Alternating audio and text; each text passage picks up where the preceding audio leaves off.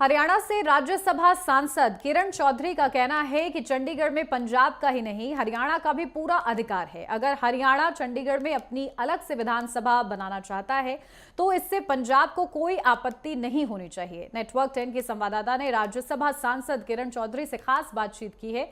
उन्होंने क्या कुछ महत्वपूर्ण कहा है, आपको सुनवा देते हैं। सभा सांसद किरण चौधरी जी इस वक्त मेरे साथ हैं। मैम, जिस तरीके से विधानसभा की कार्रवाई चल रही है, लेकिन एक मुद्दा जो गरमाया हुआ है वो है विधानसभा को लेकर कि हरियाणा अलग से अपनी विधानसभा चंडीगढ़ में ही बना रही है। इसको लेकर पंजाब ने बड़ी आपत्ति दर्ज की है, आप कैसे दी? ये मैं समझती हूँ ये तो कोई मुद्दा ही नहीं है।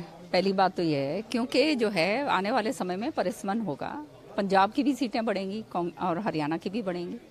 तो इन हालात के अंदर इस बिल्डिंग के अंदर तो काम हो नहीं सकता। वैसे भी जो है जो हमारा हक का जो हिस्सा है वो भी हमारे पास अभी तक पूरा नहीं है ना। तो जो है अगर हमारे को 10 एकड़ ज़मीन दी गई है और ये कहते हैं ना यूनियन टेरिटरी को, उसके एवज में 12 एकड़ ज़मीन जो है हरियाणा ने दी है, तो ये तो बहुत अच्छी बात है। इसमें किसी को आपत्ति होनी नहीं चाहिए कि हम अपनी विधानसभा अलग बनाएं, आप अपनी अलग बनाएं, और ये हरियाणा के लिए एक बहुत मान सम्मान की बात होगी। लेकिन आम आदमी पार्टी की सरकार बाकायदा प्रेस कॉन्फ्रेंस करके ये कह रही है कि केंद्र धक्काशाही कर रहा है, क्योंकि इससे कहीं ना कहीं राजधानी चंडीगढ़ पर दावा जो है पंजाब का कम हो जाएगा और हरियाणा का बढ़ेगा। ये तो बेकार की बातें हैं। अब इनको राजनीतिक बातें बोलनी है तो अपना कुछ ना कुछ तो बोलेंगे।